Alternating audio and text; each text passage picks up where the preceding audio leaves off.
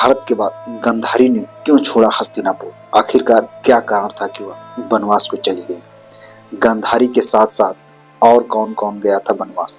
इन सब सारे सवालों के जवाब आपको एक एक करके बताएंगे।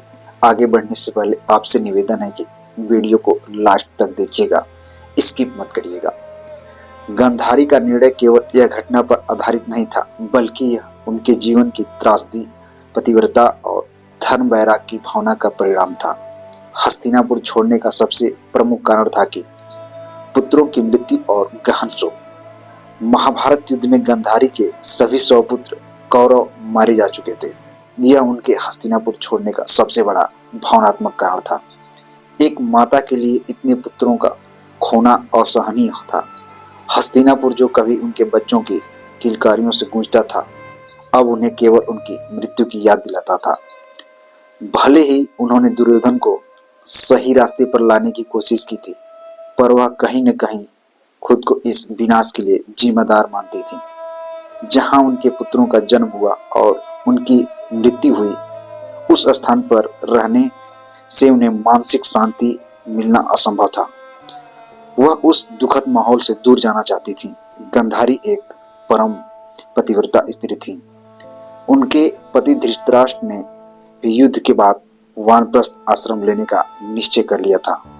प्राचीन भारतीय परंपरा और उनके पतिव्रता धर्म के अनुसार पत्नी का यह कर्तव्य था कि वह अपने पति का अनुसरण करे, खासकर जीवन के अंतिम चरण में। राजा धृतराष्ट्र को अपने पुत्र को खोने, अपने राज्य को पांडवों को सौंपने और जीवन भर अपनी गलतियों का एहसास होने पर अत्यंत ग्लानि हो रही थी। उन्होंने सांसारिक मोह त्याग कर वन में तपस्या करने का निर्णय लिया। गांधारी ने उनका साथ दिया। भारतीय आश्रम व्यवस्था के अनुसार जीवन के अंतिम चरण में व्यक्ति का वानप्रस्थ वन में निवास ग्रहण करना होता है। युद्ध के बाद गांधारी और धृतराष्ट्र के जीवन में कोई सांसारिक लक्ष्य नहीं बचा था। उन्हें लगा कि अब उन्हें मोक्ष की प्राप्ति और आध्यात्मिक उन्नति पर ध्यान केंद्रित करना चाहिए। हस्तिनापुर के राजसी ठाट बाट में रहते हुए तपस्या करना संभव नहीं था, इसलिए उन्होंने अपने अंतिम दिन वन के शांत वातावरण में बिताने का फैसला किया, जहां वह ध्यान और तपस्या कर सके।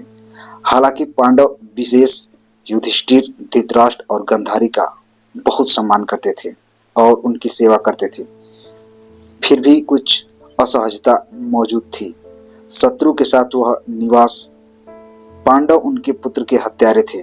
भले ही यह धर्म युद्ध था, एक ही छत के नीचे शांति से रहना गांधारी के लिए भावनात्मक रूप से कठिन था।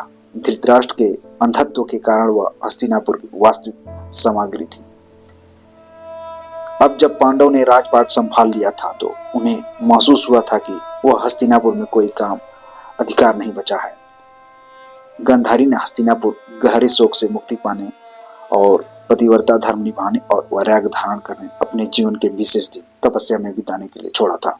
वे धृतराष्ट्र, अपनी ननद कुंती और विदुर के साथ हस्तिनापुर से वन की ओर प्रस्थान कर गई।